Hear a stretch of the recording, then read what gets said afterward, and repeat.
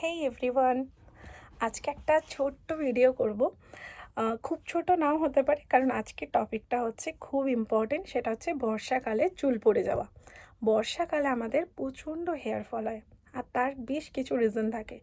Main যে রিজনটা সেটা নিয়ে আজকে কথা বলবো, সেটা হচ্ছে আমাদের হেয়ারে প্রচণ্ডভাবে স্ক্যাল্পের মধ্যে ময়েশ্চার থেকে যায়। ময়েশ্চারটা ঠিকমতো শুকায় না বা অ্যাবজর্ব হয় না বলে হেয়ার ফল অনেক বেশি হয়। তো কিভাবে হেয়ারটা টেক কেয়ার করলে চুলটা ভালো থাকবে সেটার ব্যাপারে একটু ছোট করে কথা বলা যাক। যেমন হচ্ছে, মোটামুটি আমরা সবাই জানি যে হেয়ার কীভাবে টেক কেয়ার করতে হয়, কারণ আজকে রিলস বা শর্টস বা অন্যান্য কিছু থেকে আমরা প্রচুর ইনফরমেশন পাই ইন্টারনেটে। তো সেখান থেকে আমরা অলরেডি জেনেই গেছি আমাদের স্টেপগুলো কী কী হয়। ফার্স্ট হচ্ছে হেয়ার অয়েল করা, দেন হচ্ছে শ্যাম্পু করা, আফটার দ্যাট হচ্ছে আমরা কন্ডিশনার দিচ্ছি এবং তারপরে আমরা যে কোনো সিরাম ইউজ করছি, রাইট? তো এর মধ্যে যেটা প্রবলেম হচ্ছে যে আমাদের মেনলি হেয়ার ফল হয় বর্ষাকালে, কারণ স্ক্যাল্পটা খুব বেশি ময়েশ্চার হয়ে থাকে, ড্রাই হয় না, ঠিক আছে? ওই যে স্যাঁতস্যাঁতে ভাবটা, তার জন্য কিন্তু এই ব্যাকটেরিয়া বা ফাঙ্গাল ইনফেকশন হতে পারে।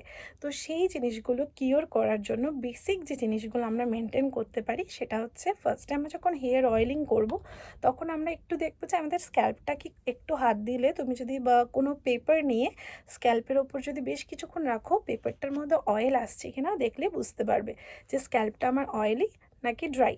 যদি ড্রাই স্ক্যাল্প হয় তাহলে কিন্তু আমরা চেষ্টা করব ওভারনাইট অয়েলিং করে রাখার, তাতে স্ক্যাল্পটা ময়েশ্চার হবে। কিন্তু যদি অয়েলি স্ক্যাল্প হয় তাহলে কিন্তু আমরা সবসময় চেষ্টা করব ওভারনাইট অয়েলিং না করে স্নান করার, মানে শ্যাম্পু করার মোটামুটি আধ ঘন্টা ১ ঘন্টা তার আগে তেলটাকে ভালো করে ম্যাসাজ করে, যাতে ব্লাড ফ্লোটা ভালো হয়, রক্ত সঞ্চালন মাথায় ভালো হয়, সেটার জন্য অয়েল ম্যাসাজ করব। করার পরে আমরা আধ ঘন্টা রেখে হেয়ার ওয়াশ করব। এবার আছে ওয়াশে। ওয়াশে যখন আমরা আসছি, আমরা মোটামুটি দেখে নেব যে আমাদের হেয়ারের টাইপ। সব জায়গায় আমাদের হেয়ার টাইপটাকে কনসিডার করতে হবে। হেয়ার টাইপ যদি ধরো ড্রাই হচ্ছে, তাহলে আমরা 1 to 2 ডেজ আমরা উইকে ওয়াশ করে নেব। আর যদি দেখি অয়েলি আছে, ভালো ময়েশ্চার ধরে রাখছে, তো তাহলে আমরা সেটাকে পরিষ্কার করার জন্য অ্যাটলিস্ট 2 to 3 ডেজ। এবার আরেকটা জিনিস ডিপেন্ড করে, একটা হচ্ছে ধরো বাইরে কীরকম আমরা কি বেরোচ্ছি।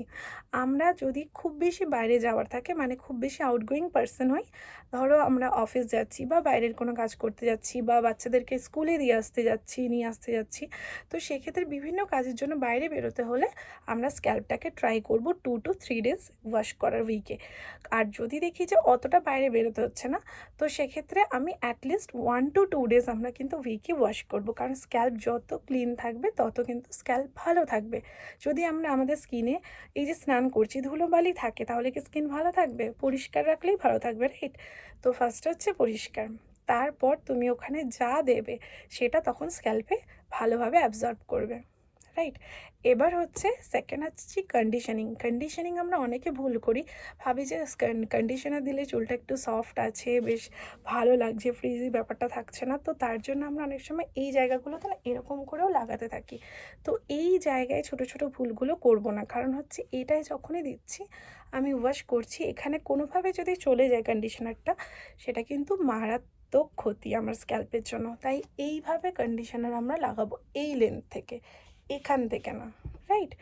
এবার যখন হেয়ার মাস্ক, কিছু কিছু মাস্ক আমরা দেখি, হেয়ার মাস্ক অনেকে ইউজ করি কন্ডিশনারের পর বা উইকলি বেসিসে, আমরা দেখব যে মাস্কের পেছনে যে ইউজটা লেখা আছে সেখানে সেটা স্ক্যাল্পের জন্য গুড অর শুধু লেন্থে যেমন আমরা অ্যাপ্লাই করব। যদি স্ক্যাল্পে দেওয়ার থাকে ডাইরেকশনে, তাহলে ডিরেকশন অনুযায়ী আমরা স্ক্যাল্পে অ্যাপ্লাই করতে পারি, আদারওয়াইজ কিন্তু আমরা শুধু লেন্থে ইউজ করব, রাইট? এবার এই জিনিসটা দেখে নিলাম। নেক্সট হচ্ছে আমাকে যে হেয়ার ওয়াশ করার পর হেয়ার সিরাম, হেয়ার ওয়াশ হয়ে গেল, হেয়ার ওয়াশের পর আমরা সিরামটা কখন ইউজ করি? যখন মোটামুটি 70% to 80% চুলটা একটু ড্রাই হয়ে যায়, রাইট? তো এবার তখন আমাকে যে ফ্রিজিনেসের জন্য বা রাফনেসের জন্য যে সিরামটা আমরা ইউজ করছি লেন্থে, সেটাও কিন্তু অ্যাট দ্য সেম টাইম কন্ডিশনারের মতো শুধু লেন্থে ইউজ করব, কোনোভাবেই স্ক্যাল্পে আমি ইউজ করব না। স্ক্যাল্পের জন্য সিরাম কিন্তু ডিফারেন্ট। আমি সেটা হেয়ার গ্রোথের জন্য ইউজ করতে পারি, হেয়ার ফলের কন্ট্রোলের জন্য করতে পারি, ড্যান্ড্রফের জন্য করতে পারি, বাট স্টিল সেটা শুধু স্ক্যাল্পেই করব, রাইট? করে আমি তোমার তার জন্য তুমি রোজমেরি অয়েল দিতে পারো, রোজমেরি স্প্রে করতে পারো, দেন ম্যাসাজ করব। আর যেটা লেন্থের সিরাম, সেটা কিন্তু আমি শুধু লেন্থেই ইউজ করব, সেটা আমি স্ক্যাল্পে কোনোভাবেই টাচ করব না। এই ধরনের জিনিসগুলো, ছোট ছোট জিনিসগুলো যদি আমরা একটু মেনটেন করি, আই হোপ যে তোমাদের হেয়ার ফল অনেকটা কন্ট্রোলে থাকবে। আর এর সাথে বেসিক কিছু জিনিস, যে একটু ফ্রুট ইনটেক বাড়ানো, সিজনাল ফ্রুট, এবং তার সাথে জলটাকে খাওয়া। আমি অ্যাকচুয়ালি একটা পার্সোনাল এক্সপিরিয়েন্স শেয়ার করছি। আমাকে আমার এঙ্গেজমেন্টের সময় আমার যে পার্সোনাল মেকআপ আর্টিস্ট ছিলেন, উনি আমায় সাজেস্ট করেছিলেন যে জল আর ফলটা বেশি করে খাও, তোমার স্কিন অনেক ইমপ্রুভ হবে। অ্যাকচুয়ালি এই কথাটা যে আমি তখন ফার্স্ট শুনেছি এরকম নয়, কিন্তু আমি তার আগে বহুবার অনেকে বলেছে, আমি অতটা গ্রাহ্য করিনি, অতটা শুনিনি।